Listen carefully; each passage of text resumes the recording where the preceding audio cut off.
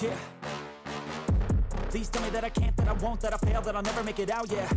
Please tell me all the bad, never good, fill my head full of every single doubt, yeah. Please say any negative thoughts, I pop off when I hear people say I cannot. I get off to the thought of proving everyone wrong, I won't stop to the top, so you better back off and get lost. I'ma stay loud, stay proud, never running out, never heading south. I'll be spreading out, call it word of mouth, can't put me down, I'll be getting loud. You can have your doubts, not what I'm about, have your fucking cloud. It be raining now, I keep making sound, go another round, bitch I'm legend bound, can't stop me now.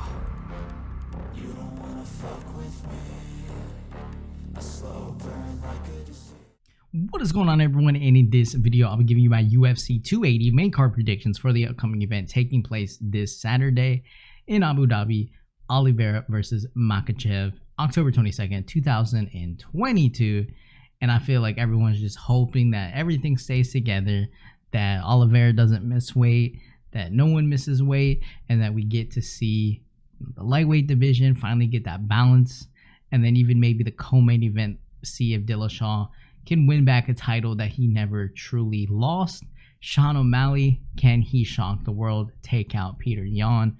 Beneil Dariush, is he going to finally show that, hey man, look, I am here to fight for a title and defeat Mateusz Gamrot? Or are we going to get Gamrot coming in, absolutely obliterating Dariush and being like, you know, I'm possibly the next contender in this division? And then obviously you have classic Katlyn Chookagian versus Manon Fiorot, and we're going to see whether or not Chookagian gets that decision or if Fiorot can finally put Chookagian down and stop her from winning decisions. And then the main event on the prelims, you got Belal Muhammad taking on Sean Brady, a very important fight in the welterweight division. And we're going to see, like I said, you know, is Sean Brady going to be on that come up? Is he going to absolutely obliterate Muhammad, or are we going to see a classic grindy affair from Belal Muhammad? We'll have to see. Got a little bit of Russians on this card, but overall, obviously solid card. Gonna get a lot of those good fights on these cards. Really looking forward to this one. I think this has potential to be, you know, one of the best cards of the year, honestly. So hopefully that's the case. And then let's go ahead and talk about it, right? So in the first fight on the main card, we have Katlyn Chookagian taking on Manon Fiorot in a women's flyweight bout. 18-4 for Chookagian, and then 9-1 for Manon Fiorot. And so for Manon Fiorot, she's coming off of 4 wins inside of the UFC. So really good fighter inside the UFC. First 2 wins were by KO TKO, and then the second 2 wins were by a decision. And then so you have Katlyn Chookagian, who is coming off of 4 wins, all by unanimous. Last one was split decision, but the previous ones before that were unanimous decision. Now she is obviously a very good point fighter. She's not knocking people out. None of her wins inside the UFC are by anything outside of a decision, so you don't really have to worry about her doing anything but winning a decision, which means she's probably really good at getting those decisions and even pulling off those split decisions.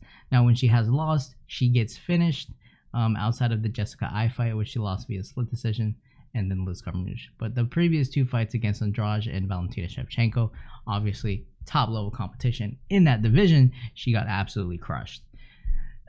It's interesting because, you know, usually you want to look at this fight and say, well, she's going to win by a decision. And obviously, that's probably in all likelihood, if she wins, how it's going to happen. Because I do think for Manon Fiorot, she is a lot more aggressive than Chookagian. I think she might even hit harder than Chookagian. So it'll be interesting to see whether or not she can start landing on Chookagian and disrupt the point style of fighting that Chookagian does, where she's fighting from a distance. You know, she's trying to pitter patter, hit you there, but she's not really like, she does land some solid shots, but she's not really, I just don't think she's gonna like knock out Manon Fiorot. And so for Fiorot, I think it's just whether or not she can get in, stay aggressive, keep that pace up, and don't let Chookagian get comfortable. So if she can kind of disrupt that, I truly believe Manon Fiorot could win this fight via her own decision, possibly, versus Chookagian. Because I don't know, I just, you know, Chookagian's like talking about getting another title shot or whatever, but I just don't really, I just personally don't see it. Like, I'm not really seeing what she's going to be able to do against Shevchenko again, because she hasn't really evolved her game, right? she's not knocking anyone out. She's not getting any submissions. So it's like, what exactly have you changed for your game? And so, yeah, if she wins here, maybe she gets another title shot. But I'm not really sure what she's going to do differently, right? And so I'm looking at Manon Fiorot, and I just feel like she is going to be aggressive, land the harder shots. It's going to disrupt Chookagian's game. No, I don't think she's going to knock her out or anything like that.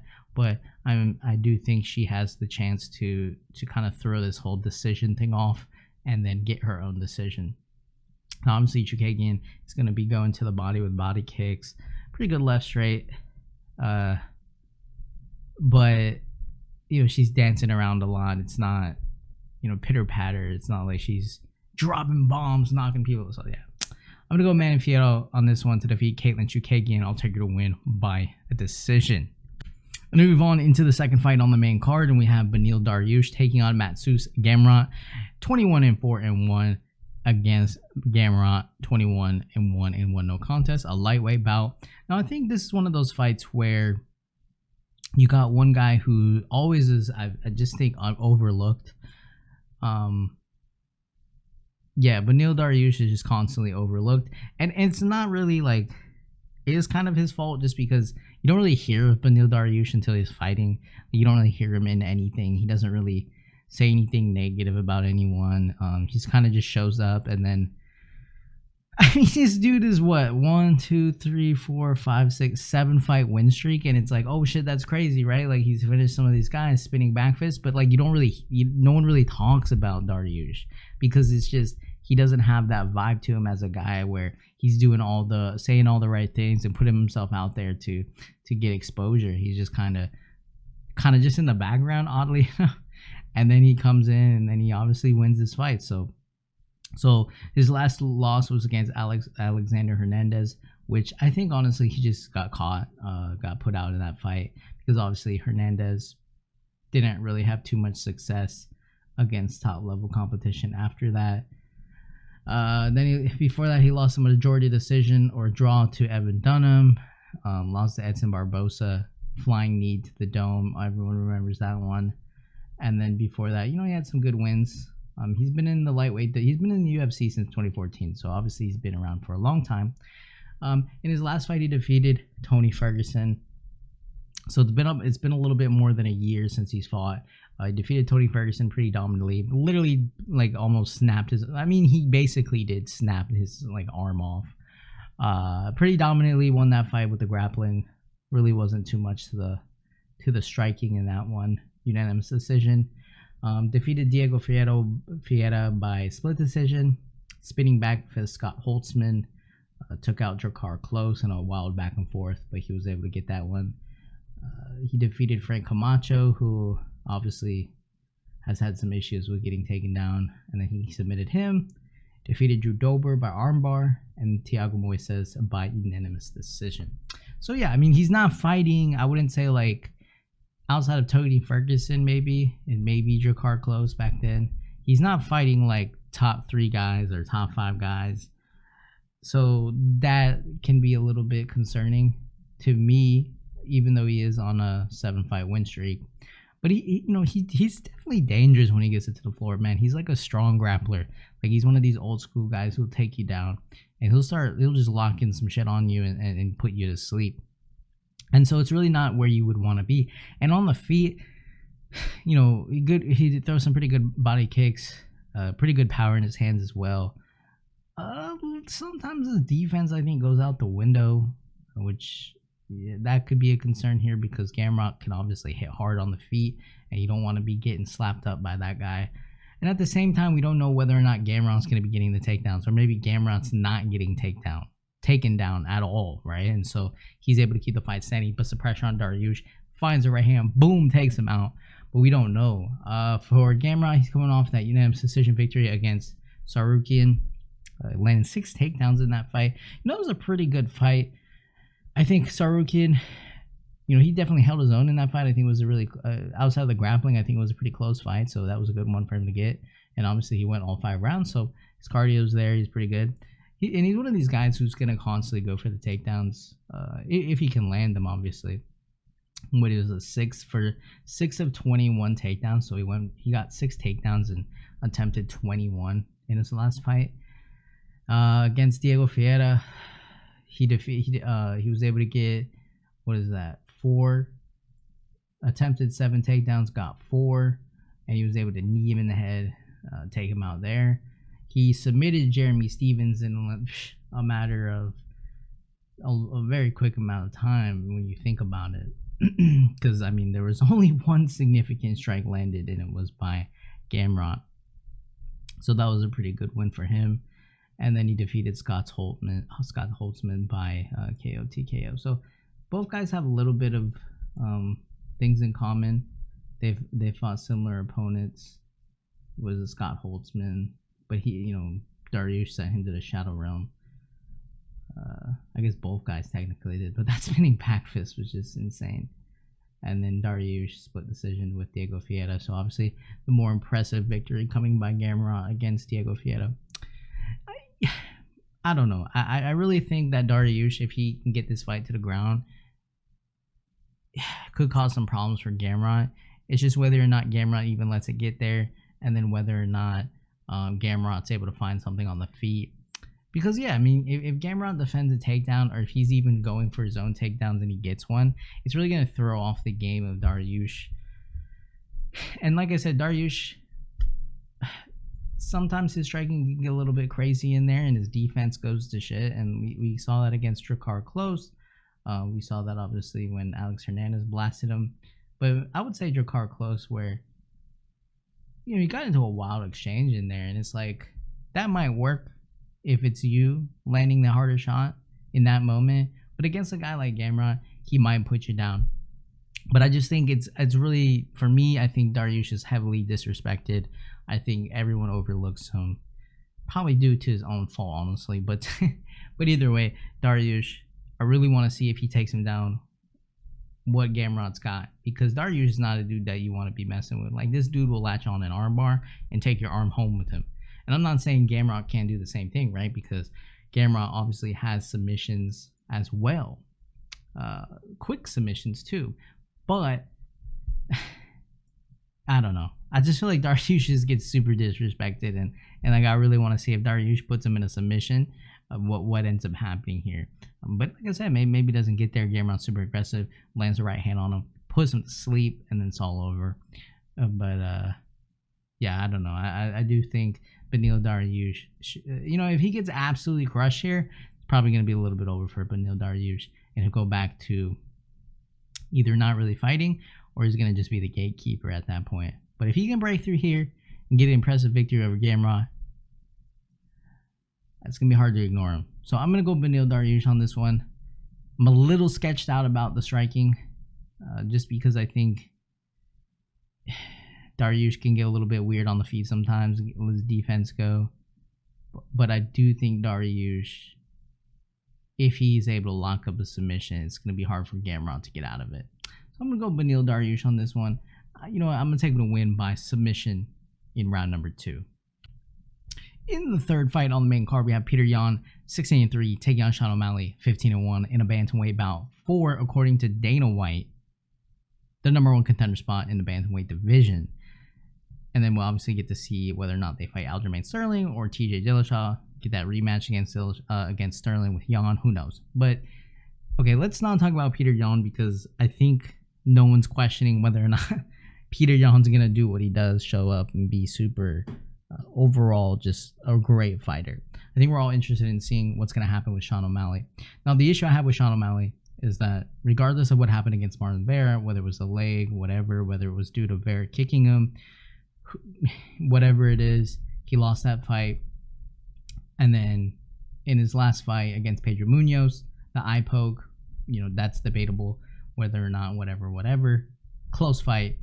Would have liked to obviously see, the end of the second round, and then whether or not the third round would have gone far, we'll never know. But would have liked to see that, because when you look at everyone else that he's fought, Paiva just killed him, Chris Moutinho killed him, Thomas Almeida killed him, Eddie Wineland gotta kill him, Jose Quinones destroyed, Andre Sukhumtov unanimous decision, Terrion Ware, and then that was like obviously earlier on. But see, the thing with me is this guy could be like one of the best fighters, and he could be, you know, he's talking about reigning for 10 years, whatever. The next Conor McGregor, like, you know, the fans need the next Conor McGregor, and you know he is right in that aspect. It's always nice to have some guys like that. Like imagine if we just had a bunch of people like Beneil Dariush, like no one would know anything about UFC probably. But for Sean O'Malley, you know, he's doing these great things, incredible things against guys who are just not it, right? Paiva, next fight, lost a unanimous decision. Probably not going anywhere. Chris Moutinho, KO TKO'd in the next fight. Thomas Almeida, absolutely, you know, even before his fight with Sean O'Malley, just wasn't in there against a lot of these guys. Took some beatings. Eddie Wineland. At this point, you either take Eddie Wineland out or you shouldn't probably be inside the UFC. So it's like he's doing what he needs to do against guys that you should be absolutely crushing if you want to be at the top level. And yes, he is a sniper, and that will be interesting to see how he's able to maintain the distance, spinning back kick to the solar plexus, high kicks, constant movement, setting up traps, being able to, you know, land these heavy right hands from a distance, with his opponent not being able to touch him. Checking leg kicks now, really doing well with that. But, you know, whether or not he's going to have solid takedown defense and absolutely defend all the takedowns that, because I do think Jan might even throw some takedowns in there. I don't see why he wouldn't, because Jan is not just like a brawler or something. He's a well-rounded fighter. So if he sees a weakness, he'll go after it. But at the same time, I think he's going to mix in a bunch of stuff. And we see Jan when he presses forward and just how he's able to land these heavy shots on his opponents, get out of the way and land some, you know, he closes his distance very well. He's able to get takedowns if he really needs to. He's fought top level guys. You know, Jan doesn't have to worry about getting taken down like he was worrying about Aljamain Sterling. I mean, in their first fight, Jan took Aljamain Sterling down 7 times. Obviously, in the last fight, which is a very close fight, only one significant strike off of each other, 62 to Jan's 63, whereas Sterling had the 2 takedowns. Jan's not gonna have to. He was constantly have to worry about takedown defense, whatever, this and that, do that, this, and then Sterling was able to do that the entire fight because he paced himself better. But I mean, like, Jan's fought Corey Sandhagen, and when you look at Corey Sandhagen, man, that fight, look at the striking: 169 Corey Sandhagen significant strikes to 149 of Petr Yan significant strikes. 1 sub attempt for Jan. So this dude is going for submissions. He's able to keep up with high volume strikers. He's able to outstrike legends like Aldo. He took Aldo down 1 time, went for 2 takedowns, got 1, and then he was able to outstrike Jose Aldo, who, you know, is not a guy. Well, he's retired, whatever, but like is a guy that was just out striking a lot of these younger guys, right? Pedro Munoz, Rob Font, Marlon Vera. And look what Marlon Vera is doing right now. So like Petr Yan is fighting guys in their prime, and he's going toe to toe with them, and he's not getting KO'd, right? Arguably, if he didn't get DQ'd against Aljamain Sterling, he might have won that fight, honestly, and this would be a completely different thing going on right now. Even in his last fight against Aljamain Sterling, split decision loss, somebody thought he won that fight. And so if the other judge did, he would be the champion right now. And we might not even talking about this situation. He might be fighting Dillashaw. And then, yeah, like I said, Aldo. I mean, he 194 significant strikes to 83, and then he KO'd him in the 5th round. Against Uriah Faber, head kicked him to the next shadow realm. Defeated Jimmy Rivera, John Dodson, Douglas Silva de Andrade. So this is just not, in my opinion, like these guys aren't on the same level. Now that's not to say this is a fight at the end of the day and O'Malley could just one-shot KO him and then change the game. But the issue I have with that is, like, I really think Jan's going to have to make some pretty massive mistakes, and almost to the point where it probably wouldn't really make sense if he lost this fight outside of like getting outclassed. Like the only thing that will make sense if O'Malley just puts like a big bomb on him and puts him away. Like, I really don't see O'Malley winning like a 3-round decision, right? And a 3-round dominant decision, unless he's throwing kicks out there and just keeping Jan at bay and frustrating him. But he's gonna have to do that to like the most extreme of levels and the highest of levels, because I just don't see Jan really having a problem closing distance and either going for a takedown of his own, putting that pressure on Sean O'Malley, putting him against the fence, ripping to the body, going for the leg kicks. Like, there's no way Jan just stays on the outside and gets sniped for 3 rounds. Like, that just doesn't, like, to me, that just doesn't make sense. So I'm having a very hard time, like, figuring out, outside of just one shot KOing Jan, what O'Malley's going to be able to do. Because I think O'Malley has to work extra hard to keep Jan away from him. You know, he's got to worry about this dude's wrestling. He's got to worry about this dude's striking. He's got to worry about the dude's pace, the aggression. And I think that's just going to be difficult to do. But like I said, man, it's MMA, it's fighting. You know, O'Malley come out here, spinning kick him to the head, and it's all over, and then the game's changed. But based on what we've seen from both guys,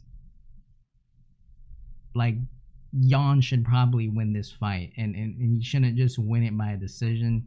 He should be able to do it pretty cleanly, pretty dominantly. So with that being said, you know, shout out to Sean O'Malley if he one-shot KOs him or he absolutely outclasses him. I just don't see it happening. So I'm going to go Petr Yan to defeat Sean O'Malley. I'm going to take him to win by KO TKO in round number 2. And then we move on into the 4th fight on the main card and the co-main event of the evening between Aljamain Sterling, the Bantamweight champion, 21-3, taking on TJ Dillashaw, Dillashaw, 18-4. A guy who never technically lost his own belt, because I believe when he fought Cejudo, it was for a different, it was for a different thing. So yeah, I mean, he's, the UFC Flyweight title. So technically he never lost his belt. He did pop for the PEDs. He looks like he's on PEDs right now. Both guys look like they're on PEDs. Who knows who's actually on PEDs? And so with that being said, they're probably both on PEDs. But either way, right off the bat, Sterling, you know, I think he really got lucky getting kneed in the face against Petr Yan, right? I mean, he got taken down 7 times in that fight by a guy who shouldn't be taking him down 7 times in the fight. In a fight where we thought if anyone's getting taken down, maybe Sterling was getting the takedowns. Maybe Yan would get some takedowns, but I think most people might have thought that Sterling was going to be the one, you know, landing takedowns. Then he fought him again and won a split decision. So in a fight where one person didn't think he won the fight, and it was a very close fight, 62 significant strikes to Jan's 63. You know, he did get some good takedowns. He did land some pretty good stuff. I almost submitted him. But I still think Jan was able to do a lot more, stay in his face, and when he got taken down toward the end, he would pop right back up, and he would get into his own position. So yeah, I mean, I think Sterling is one of these athletic fighters that he's going to keep going. He's going to keep going. You know, he obviously can look for submissions. He can do pretty quickly as well. So it's not a guy you want to just... And he can outstrike his opponents. I mean, 174 strikes against Pedro Munoz is 105. So he outstruck Pedro Munoz. He was able to sub Corey Sandhagen. Obviously, look what Corey Sandhagen's doing. And then, you know, he beat, you know, on his record, he beat Petr Yan twice. He submitted Cody Stamann, who's a good wrestler. Brett Johns back then, good wrestler. But he did get kneed in the head by Marlon Moraes, which is funny because obviously Marlon Moraes is no longer inside the UFC. And, you know, shortly thereafter that, he just got absolutely obliterated, and now he's in the PFL, which is ironic. So, but yeah, I think Sterling is a very good competitor. It's just whether or not, you know, he's going to be consistently landing takedowns on Dillashaw, consistently outstriking Dillashaw on the feet, and not falling for any of the traps that Dillashaw is setting. I don't know, man. I think if Sterling wins, I honestly feel like, could it be dominant? You know, yeah, I mean, I'm sure if he lands something, it could be pretty dominant, or if he head kicks him or something, like, or if he's able to submit him. Yeah, I really, maybe Sterling does win big here and put Dillashaw out. But for me, Dillashaw is still You know, even in his fight against Corey Sandhagen, I mean, that was a pretty good fight. I mean, we look at Corey Sandhagen, he did outstrike him, and that was one too where, you know, did Dillashaw do enough to win that fight? He did get outstruck, 128. I mean, 110 to 128 significant strikes. He only landed 2 takedowns of the 19 that he attempted. So to me, you know, those are those controversial things because it's like, okay, yeah, he did go for 19 takedowns. But then you got to give credit to Corey Sandhagen, who was able to defend 17 takedowns, right? But who knows? And so either way, he won a split decision against him. And he was competitive. He did get cut open in that fight with the elbow. But he was very competitive. And, you know, his pace didn't slow down or anything like that. He was still going for it. He landed some pretty good clean shots of his own. And, yeah, it went all 5 rounds. So he still got the cardio. And he can push that pace.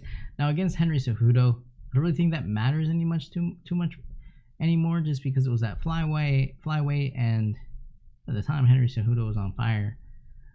Obviously, the Cody Garbrandt fight's pretty iconic. John Lineker, Rafael Assunção.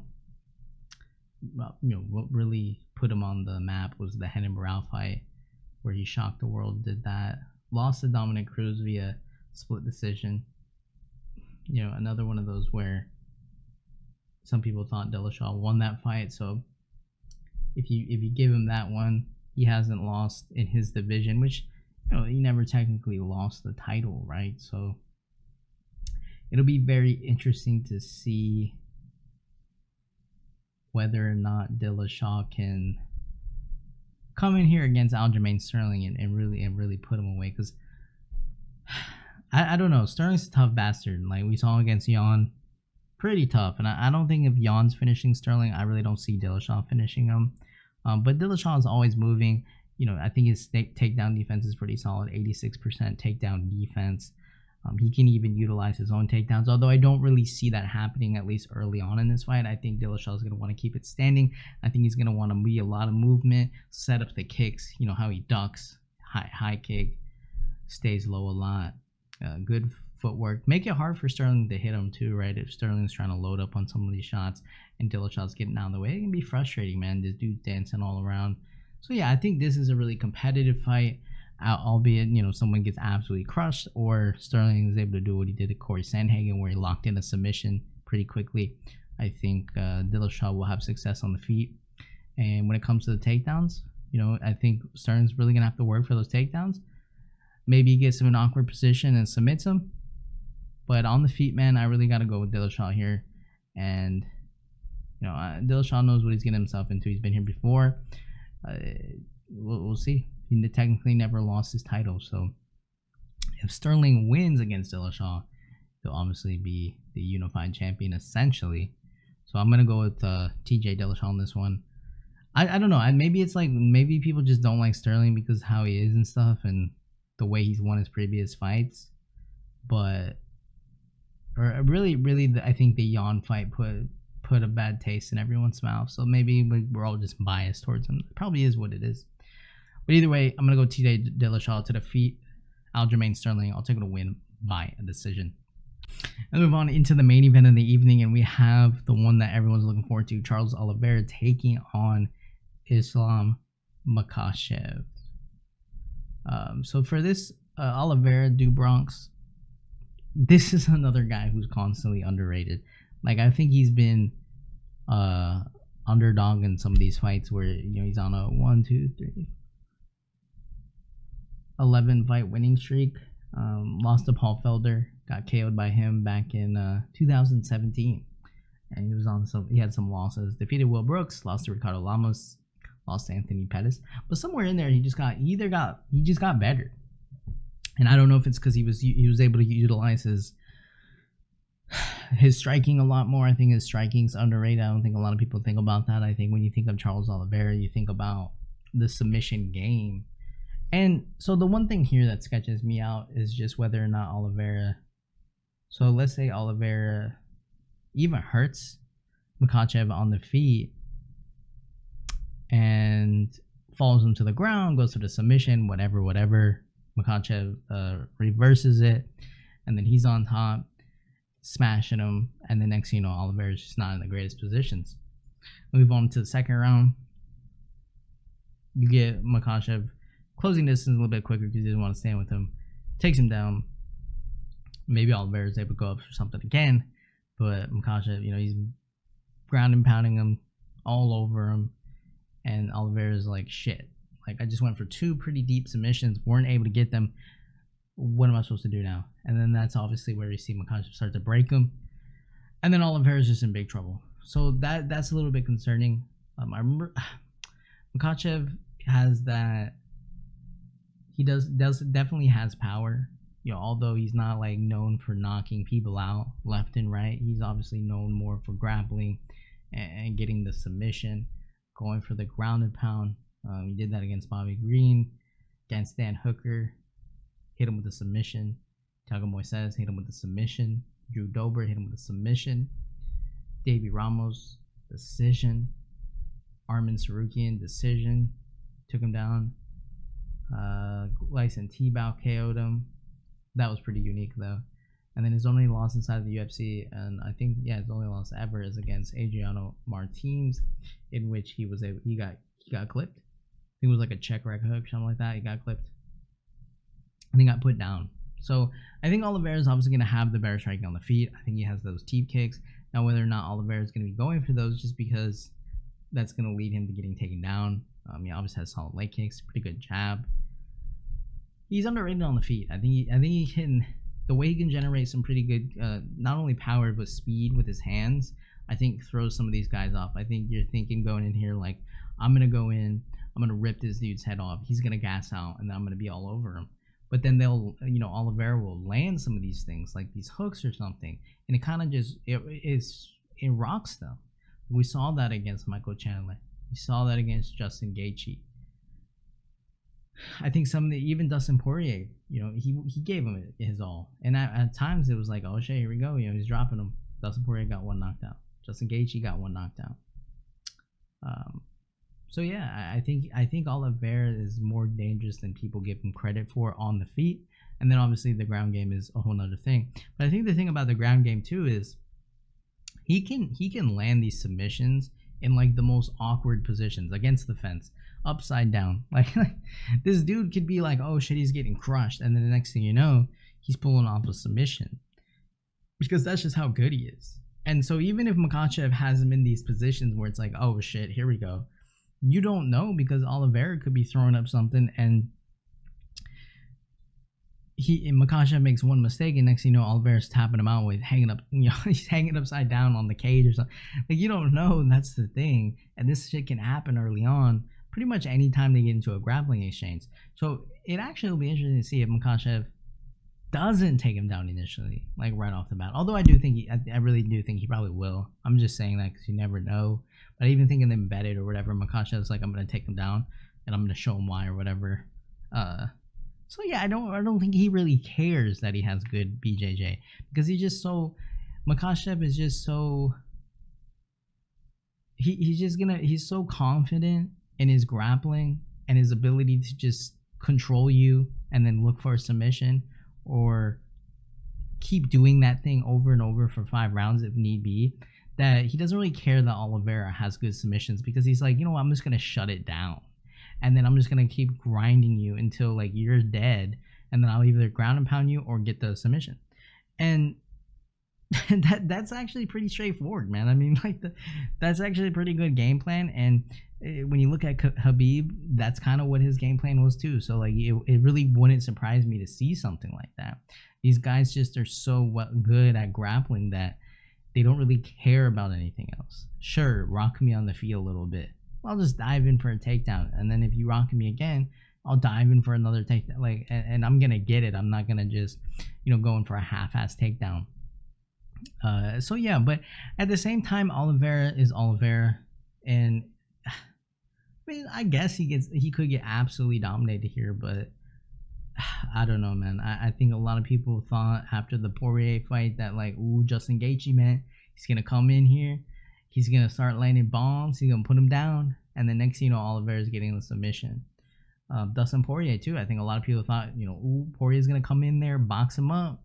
And he can even hang with him with the takedowns, with the grappling. Next thing you know, Oliveira getting a submission against Michael Chandler. I think a lot of people thought, hey man, Michael Chandler's gonna come in here, drop bombs on him, take him down, grind him out, tire him out. Next thing you know, Charles Oliveira is knocking him out. So yeah, I mean, like, I really don't know what to tell you, right? I really don't know what to tell you on that one. This one though, I don't know if Oliveira has to worry too much about like getting like an insane person running across the cage like Justin Gaethje, super aggressive, like dropping bombs recklessly, and getting into these wild exchanges. I don't know if Oliveira is going to really have to worry about that early on, which might benefit him, because if Oliveira can be the more confident striker, he might be able to hurt Makhachev, and then we get to see Makhachev dive in for a takedown or something like that. But I actually think this fight might be a little bit slower with like the aggression side of the striking, whereas both guys might try to feel it out, because I know Makhachev, I mean, maybe he's that confident, he says whatever, obviously, but I do think Makhachev might not dive in for that takedown like right as soon as the fight starts. Like I just don't know if that's going to be a great idea, but you know, nothing matters if he just dominates the fight. So it's a close fight, man, because I could really truly see, you know, coming on for the next one whenever Makhachev fights and being like, you know, in this last fight he took down Oliveira and Oliveira didn't get up, like, you know, and he just dominated him. But I can also see myself saying Charles Oliveira did what he needed to do, got taken down, and then got a submission. Or Charles Oliveira landed nasty shot on the feet and then submitted Makhachev. So it's like, I really wouldn't be surprised. But I do think, again, Oliveira's getting disrespected, and I've been taking him instead of disrespecting him, and so I'm going to take him here too. I'm going to take Charles Oliveira to defeat Islam Makhachev. You know what? I'm going to take him to win by submission in round number 2. So that'll do it, guys, for my UFC 280 main card predictions. Gonna be one hell of a fight. Glad that also, I think it's like the main card's at 2 o'clock my time, Eastern time. And so looking forward to it. Hope you guys enjoy it. Not sure what, you know, it's unfortunate that the pick'em is just, you know, I thought maybe they would do it for this card, but it's looking like it's not gonna happen. And so that's unfortunate, but it's got to come back, right? It's got to come back some point, because I mean, like, how hard was it to just have that as a thing? Like, you know, they have it for like all these other sports, so I don't see why they can't do it for UFC. And so yeah, I'm sure it'll be back. Maybe they're trying to like make it like even better or something, like, I don't know. But either way, keep making the predictions, keep going regardless. And so thank you guys for watching. Leave your comments down below. Tell me who you're picking. Hit the like button, hit the subscribe button. You know what? I'll see you guys in the next video.